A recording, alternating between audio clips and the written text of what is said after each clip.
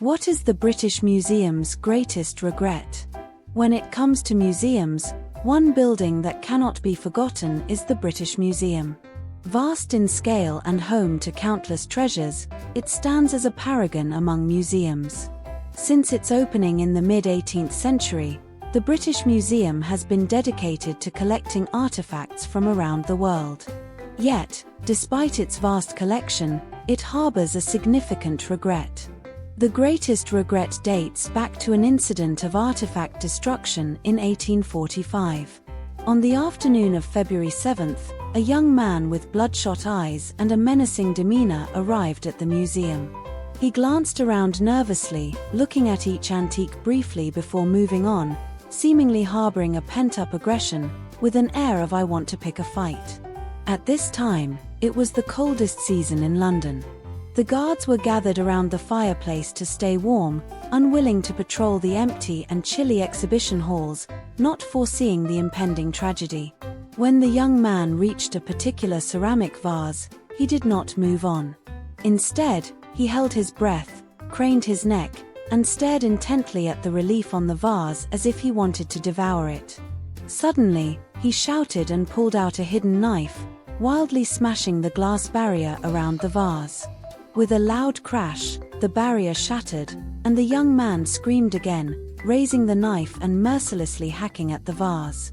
Someone quickly reported the incident to the guards, who were shocked and rushed out of their warm room, desperately running towards the exhibition hall.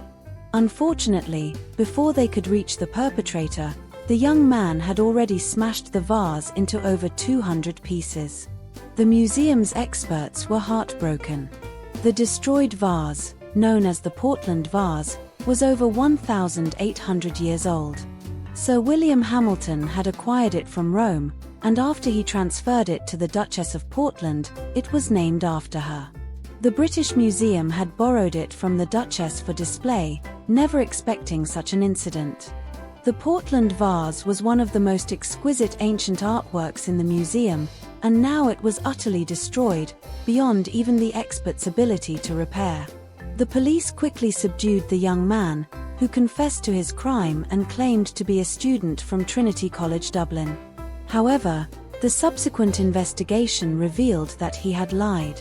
He had only attended Trinity College for a few months before dropping out and returning home. His name was William Lloyd, 19 years old, an Irish national. While the public universally condemned Lloyd, a few sociologists defended him, arguing that Ireland was suffering through the Great Famine at the time, causing widespread misery and social unrest. They suggested that the young man's actions might have been driven by his inner turmoil. In court, Lloyd himself said, "This week, I was terribly distressed and just wanted to vent. When I walked into the museum, I became very excited and felt an urge to destroy something." Ultimately, the court sentenced him to 2 months of hard labor and fined him £3. However, Lloyd was so poor that he only had 9 pence left, so he was imprisoned. A kind-hearted individual paid the fine on Lloyd's behalf, and he was released after only 2 days in prison. People speculated about the identity of this anonymous benefactor, with most believing it was the Duke of Portland. The British Museum's director wrote an apology letter to the Duke, who replied with a compassionate letter.